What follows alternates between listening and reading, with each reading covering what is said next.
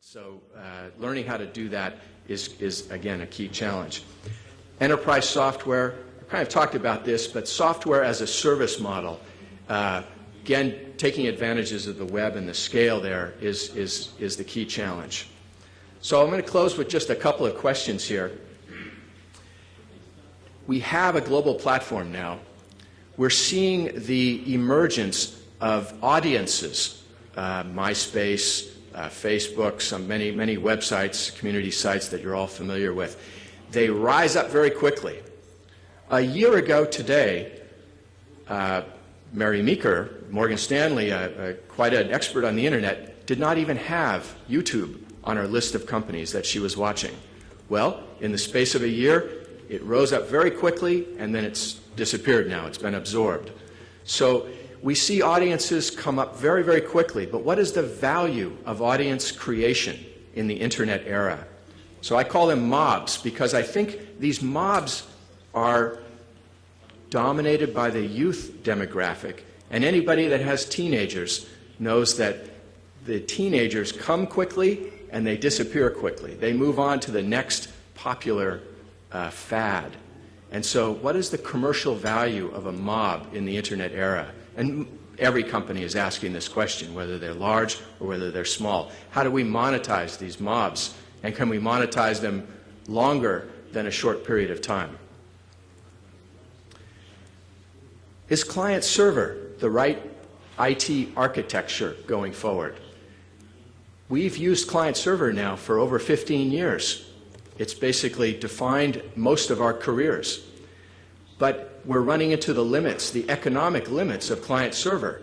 We've seen if we try and distribute high-definition video down to millions and millions of people, it's not economically viable to use client-server. So this is going to force us to distributed architectures for distribution of information, for storage of information, and for access of information. And so there is not a lot of core competency in the world today around such distributed architectures. So this is an opportunity or a challenge, depending what type of company you're in. And then finally, how can we learn to harness the network effect, the advantages of scale on a global basis to build platforms out that allow us to have a platform but also to provide the fragmented audience? And I think all of us should be asking ourselves, what is a platform, what is a tool, and what is user-generated content? Because the interaction between small specific groups of users with a large global platform that's going to guide us to the right economic solution, the right IT solution here.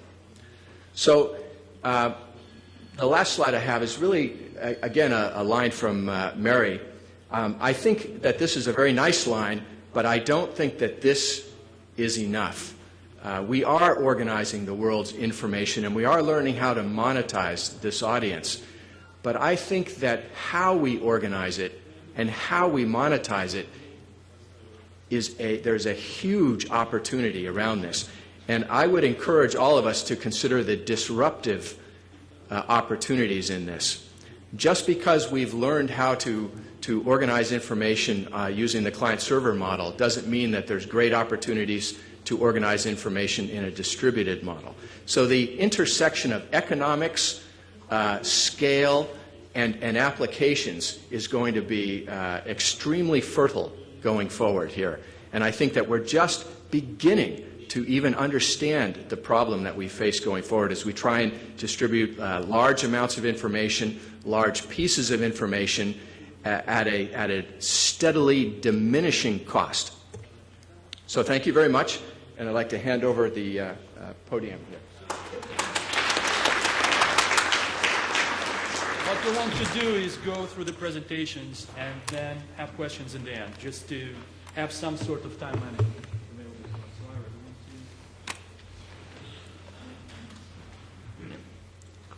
Thank you.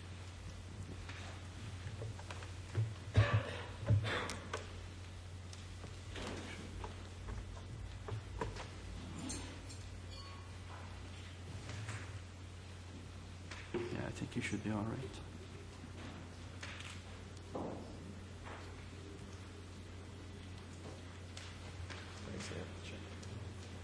Morning. Nice to be here to share the clean tech perspective with you. Just by way of background, I'm with Technology Partners. We're a 20-year venture capital firm based here in Silicon Valley. Historically, we were an IT life sciences firm that had a subsector practice within energy technology. And about 6 years ago, we migrated to switching that to investing half of our fund into what's now called clean tech and the other half into life science.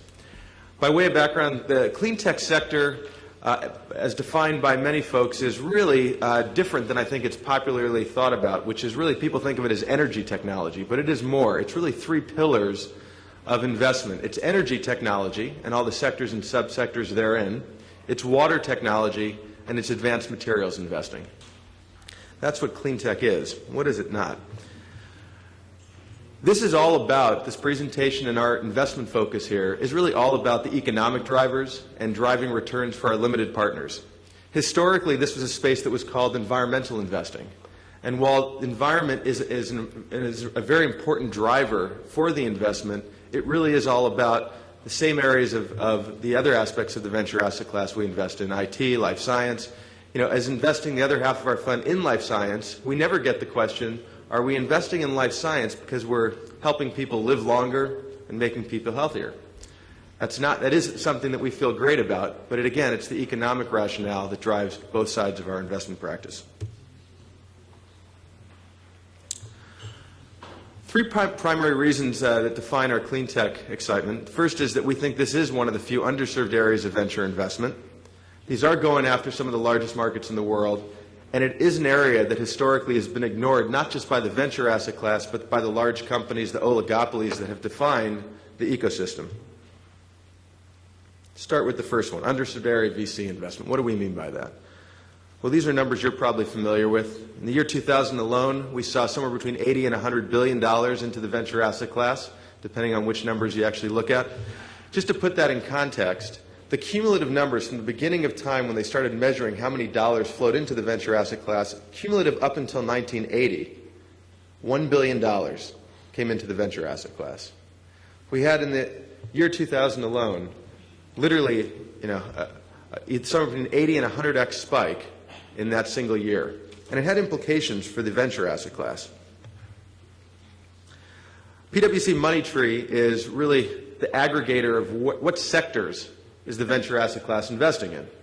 And of course, historically, these are the sectors that garnered the lion's share of capital, and particularly in the subsequent years following the year 2000, even these areas within life sciences were smaller, and it really was the lion's share of the capital into information technology.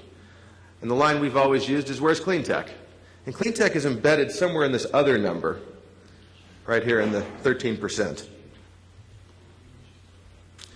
Of course, clean tech is a newer term. It's something that really has only become popularized in the last few years. Historically, there weren't even numbers that aggregated the clean tech sector. Instead, we have to use energy technology as a proxy for what percentage of the overall asset class represented energy investment. And if you actually come very close to the screen, you can actually see that it was a very small percentage of the overall asset class was in energy. Going back to some of Ed's analogies, if you think about the internet, and we were sitting here in the early 90s, and we were going to be talking about this new thing called the internet, we'd probably see a growth similar to this. We'd see a chart which historically wasn't an area that the venture firms had invested in, but it really was all about the future. It was why the convergence of factors were leading to an opportunity that going forward we felt these numbers were going to change.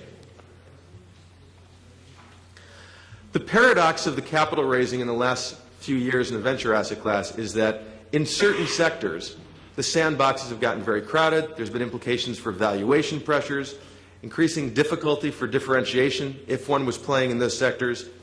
And as a venture firm, it highlights the importance at both the venture level and the portfolio company level of the need to be differentiated, to find differentiated areas in which to invest and in which to operate.